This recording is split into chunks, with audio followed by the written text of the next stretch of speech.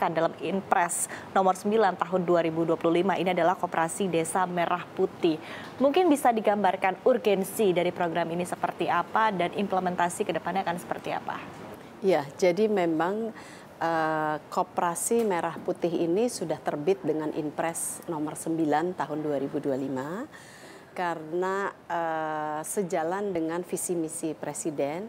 Kalau kita bicara Astacita kedua itu adalah kemandirian pangan yang menjadi tugas dari Pak Zulkifli Hasan selaku Menko Pangan bersama jajaran kementerian lembaga di bawahnya. Kemudian kalau kita bicara Astacita ke-6 itu adalah kemandirian desa. Nah, sehingga kemudian ini instruksi Presiden untuk pembentukan Koperasi Merah Putih baik di desa maupun di kelurahan.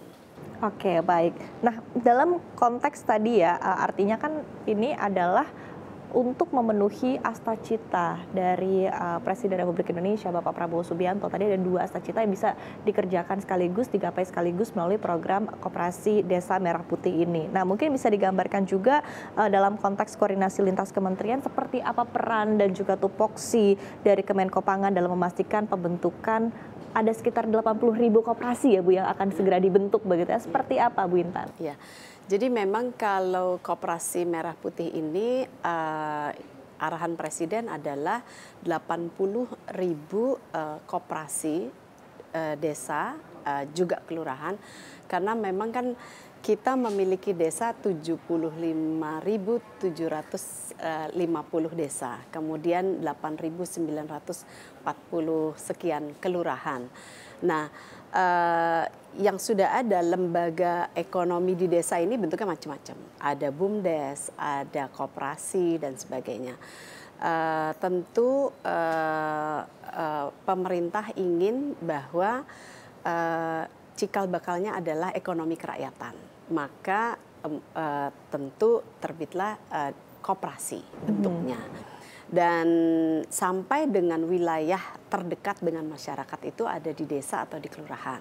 Oleh karena itu keberadaan koperasi ini harus ada di desa dan kelurahan. Makanya disebut Kopdes Merah Putih. Kemudian kalau tadi Iva bicara bahwa tentu ini menjadi tugas besar dari Menko Pangan. Dibentuklah Satgas Nasional yang di dalamnya ada 16 kementerian dan lembaga, tentu ditambah para gubernur, bupati, wali kota, sampai dengan kades dan lurah. Nah, mereka sudah di Satgas, sudah Pak Menko sudah melakukan rakor-rakor, kemudian dibentuk 4 zona. Jadi ada zona Jawa Barat dan Sumatera, di bawah pelaksana hariannya adalah Wamendagri. Kemudian Wamenkop juga membawahi Jawa Timur dan daerah lainnya. Lalu Wamendes, Wamentan membawahi Jawa Tengah dan lain-lain, Wamendes Banten dan lain-lain. Nah, tupoksinya sudah jelas dan ini sudah berjalan. Sudah melakukan sosialisasi dengan seluruh kepala desa se-Indonesia. Dan rencana Pak Menko itu akan melakukan roadshow untuk langsung melakukan sosialisasi dengan para kades dan lurah, dimulai dengan Jawa Timur nanti di tanggal 30 April. Oke, baik. Nah, untuk implementasinya sendiri Bu Intan, ini kapan targetnya akan rampung begitu untuk pembentukan 80.000 Kopdes Merah Putih ini? Iya, jadi tentu ada 3 macam koperasi atau BUMDes atau apapun itu. Tentu nanti mereka akan bekerja sama. Jadi tetap bentuknya adalah koperasi. 80.000 yang ditargetkan di Juli 2025 itu pembentukan dalam arti badan hukumnya ya. Jadi untuk akta pendiriannya dan sudah dibicarakan juga dengan Kementerian Hukum ini juga pada rakor-rakor Pak Menko Pangan memimpin rakor ini melibatkan berbagai kementerian dan lembaga. Selain yang 16 tentu ada yang terkait seperti misalnya Kementerian Hukum.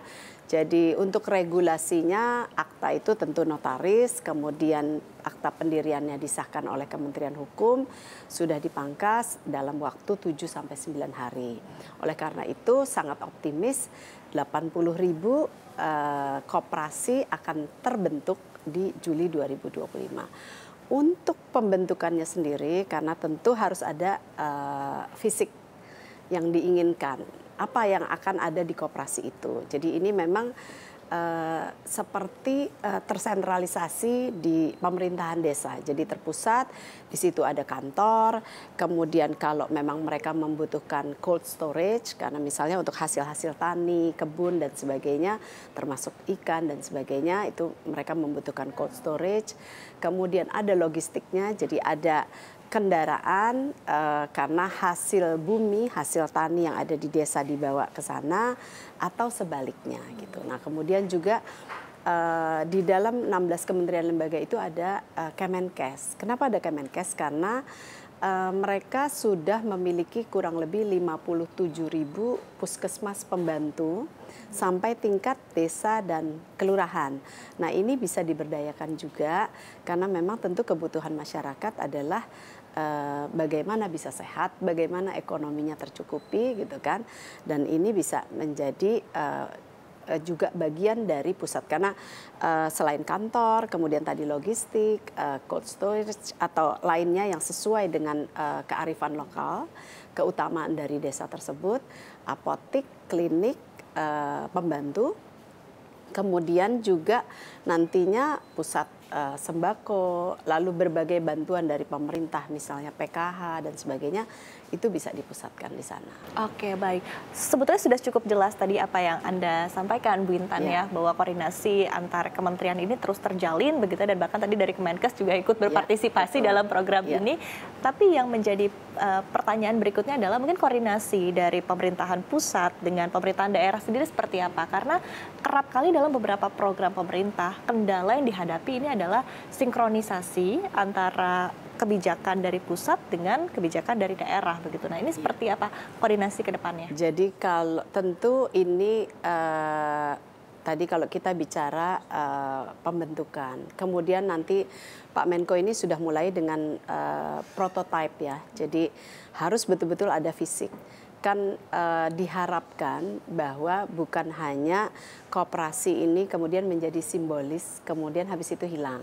Nah, oleh karena itu tentu mereka juga membutuhkan capex, opex, karena ujungnya adalah bagaimana lembaga ekonomi desa ini, koperasi yang kerakyatan ini berdaya. Nah, satu yang sudah ditetapkan adalah koperasi ini adalah milik pemerintah desa. Kemudian kepala desa atau lurah ex officio, jadi berganti siapapun, itu menjadi pengawas.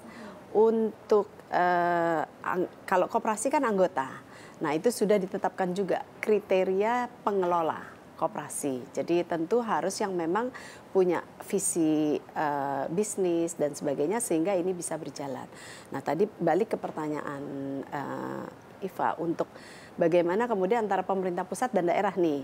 Kalau tadi ada Satgas Nasional, tentu nanti juga ada Satgas-Satgas di daerah. Dan terus berkoordinasi, jadi kalau 6 bulan kemudian ada pembentukan, sampai 1 tahun pendampingan dan seterusnya supaya ini bisa berjalan.